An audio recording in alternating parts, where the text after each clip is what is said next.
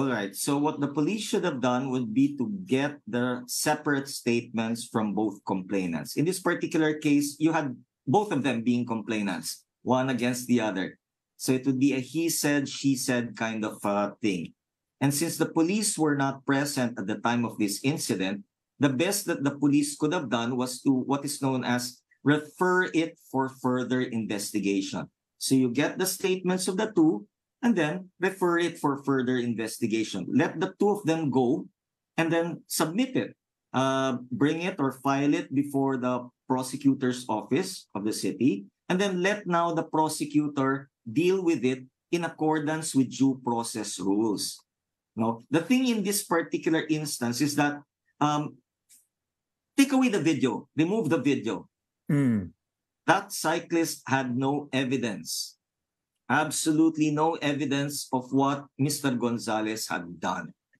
What evidence there was probably the scratches on the vehicle of Mr. Gonzales. So you have a situation where Mr. Gonzales would be able to prove, oh yan, oh, tingnan mo, oh, may gasgas yung kotse ko. Oh yan, tingnan mo, oh, may pukpok yung kotse ko na yupi. While on the other hand, what does the poor cyclist have? Nothing. He did not have any witness. He did not have anybody who will say, binatukan ako. He will not have anybody to attest to the fact that Mr. Gonzales, an ex-cop, had pulled out his gun, cocked it, and in a threatening manner, probably intimidated him.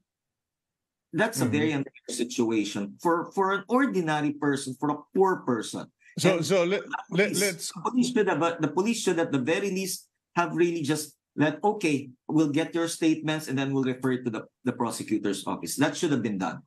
Okay, so statements, no settlement inside the prison. Kasi that is a normal activity of our friends in the PNP. Na mag-ayos na lang kayo, pwede naman pag-usapan yan, etc. And of course, well, it's a good thing when Filipinos are use culture to manage issues. But in this case, medyo seryoso ito. So dapat, sorry, you can. The thing about settlement, kasi piece of paper. I couldn't believe that a handwritten piece of paper. First, you're supposed to show that now. You're supposed to show that in court.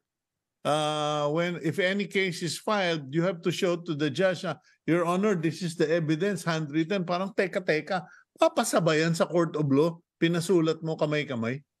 Yeah, pwede naman, Sito. The handwritten agreement is no different from a typewritten one, provided that the document, the agreement itself, was exercised freely and voluntarily. And that's why it's very, very important, especially for the police, to ensure that the parties are on equal footing. Meaning that here in this particular instance, you very clearly, very clearly you can see an imbalance. You had a poor cyclist and you had a raging ex-cop. The police in Galas should have been careful to be as objective as possible so that there will be no tainting or any accusation that they had acted to the prejudice of one as against the other. How can anybody now accept the fact that this was a valid settlement when it happened in a police station where everybody present were of the same, came from the same service as the police? There is a clear balance. They should have been more careful.